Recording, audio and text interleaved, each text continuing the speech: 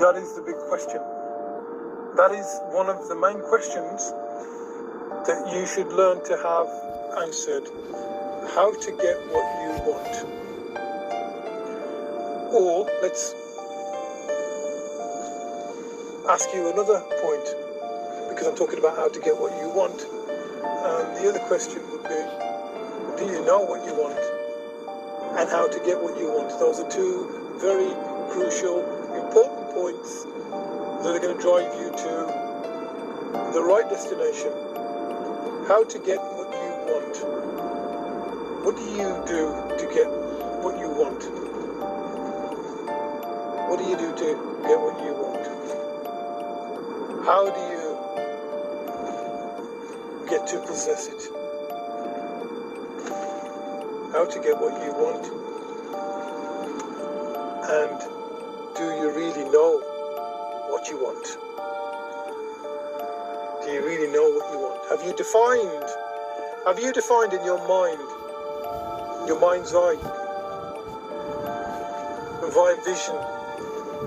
Have you defined by your mind's eye, by vision, via internal dialogue and communication on the inside of yourself, what you want? Have you defined them clearly?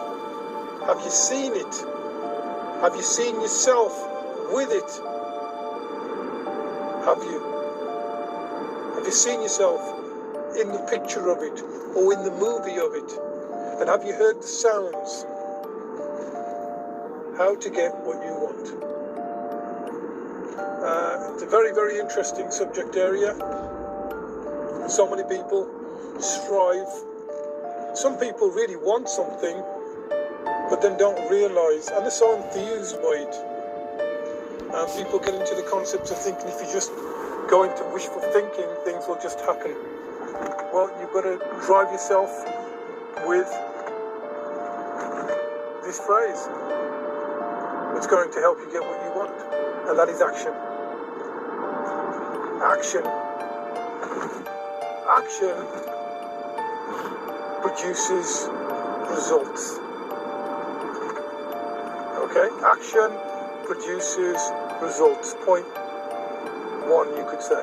Yeah? Action produces results. You have to do something to get something. You have to sow something to reap something. In order to build a big city, you need to make sure you build the first house. And then start your way into building a great city. Start building and making plans. Start building and making plans. So actions require, and I'll say this again, all right, point number one, you need to have actions to get results, but then to get actions, there must be. Second phrase, planning. Planning. Are you planning how you're going to get the result?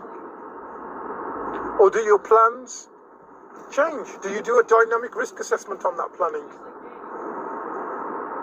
And when I say dynamic risk assessment, I want you to remember these key phrases. Do you step back and look at it to see what the job entails? Do you assess what's actually happening so that you know which course to take? Do you find help or ask someone to give you some support? Someone that may be more qualified than you, that may know a little bit more about the matter than you? And then do you evaluate the communication you've had with your professional help?